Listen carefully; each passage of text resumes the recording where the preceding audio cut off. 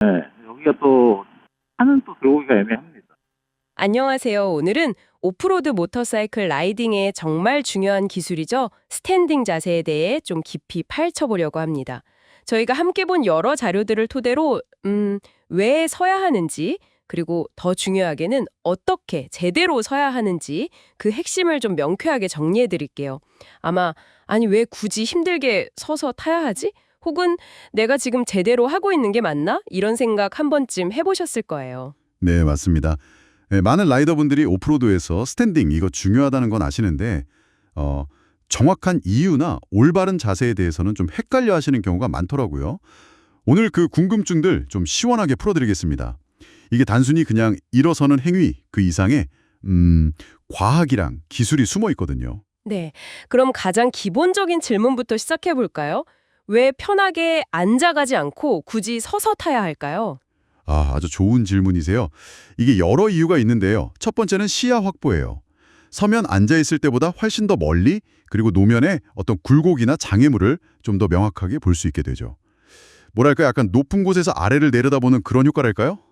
시야 확보. 확실히 중요하겠네요. 그리고 또, 안정성 얘기도 있었죠. 근데 이게 좀 오해가 있다고 들었어요. 네, 맞아요. 보통 무게중심을 낮추려고 선다고 생각하시는데 사실 서면 무게중심은 오히려 약간 올라갑니다. 네, 무게중심이 올라가는데 또 안정적이라고요? 이거 정말 흥미로운데요? 어떻게 그럴 수 있죠? 네, 그렇죠. 이게 핵심은 뭐냐면 관성 모멘트라는 거예요.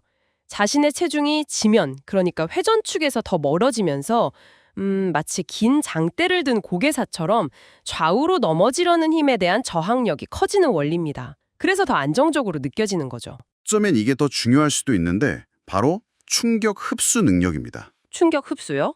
그건 보통 바이크 서스펜션이 하는 역할 아닌가요? 물론 서스펜션도 중요하죠. 근데 스탠딩 자세를 취하면 라이더의 몸 자체가 하나의 추가적인 능동적인 서스펜션 역할을 하게 돼요.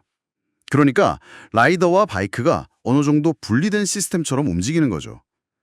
길이 울퉁불퉁해서 바이크가 막 위아래로 움직여도 라이더는 무릎이랑 팔꿈치를 이렇게 구부려서 그 충격을 흡수하면서 상체는 비교적 안정적으로 유지할 수 있는 거예요. 몸 전체가 막 덜컹거리는 대신에요. 몸과 바이크의 분리. 네, 결과적으로 바이크 자체의 서스펜션도 더 효과적으로 작동하게 도와주고요. 그렇군요. 그래서 험한 지형에서는 스탠딩이 정말 필수적이군요. 이해가 확 되네요. 그럼 언제 서는 게 좋을까요? 뭐 항상 서 있어야 하는 건 아니죠? 그럼요. 계속 서 있으면 힘들죠. 에너지를 아끼는 것도 중요하니까요. 보통은 좀 기술적으로 어렵거나 노면 상태 예측이 잘 안 되거나 아니면 그냥 본능적으로 여기는 좀 조심해야겠다 싶은 구간에서 서는 것이 좋습니다. 반대로 길이 평탄하고 좀 편안하게 느껴진다면 굳이 설 필요 없이 앉아서 가는 게 현명할 수 있죠. 그렇군요. 다만 이 스탠딩 자세 자체에 익숙해지려면 처음에는 좀 의식적으로 자주 서서 타보는 연습이 필요해요. 아주 평탄한 길, 심지어 포장도로에서 연습하는 것도 도움이 많이 됩니다. 네, 연습이 중요하겠네요. 자, 그럼 이제 가장 중요한 어떻게 서야 하는지 그 구체적인 자세로 한번 들어가 볼까요?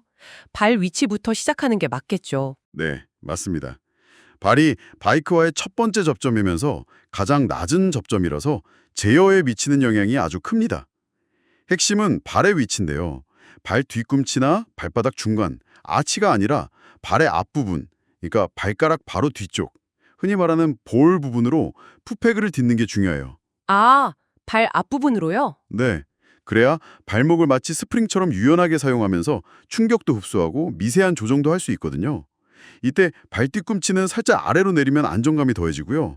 많은 분들이 실수하시는 게 발뒤꿈치로 딛는 건데 그러면 발이랑 무릎이 바깥으로 벌어지면서 제어도 어렵고 또 장애물 같은데 발이 걸려서 다칠 위험도 커져요. 그렇군요.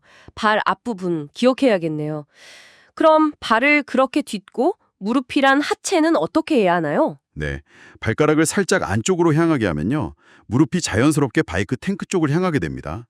이때 무릎으로 탱크를 꽉 조이는 게 아니라 그냥 바이크의 움직임을 느낄 수 있을 정도로 가볍게 밀착시키는 거예요. 꽉 조이는 게 아니군요. 네. 그리고 정말 중요한 게 엉덩이인데 그냥 무릎만 굽히는 게 아니라 고관절을 접어서 엉덩이를 뒤로 살짝 빼주는 자세가 필요해요.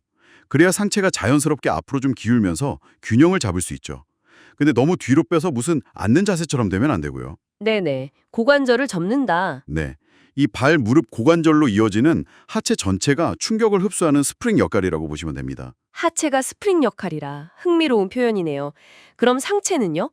핸들바에 이렇게 기대는 분들도 꽤 본 것 같은데요. 아, 그거 절대 안 됩니다.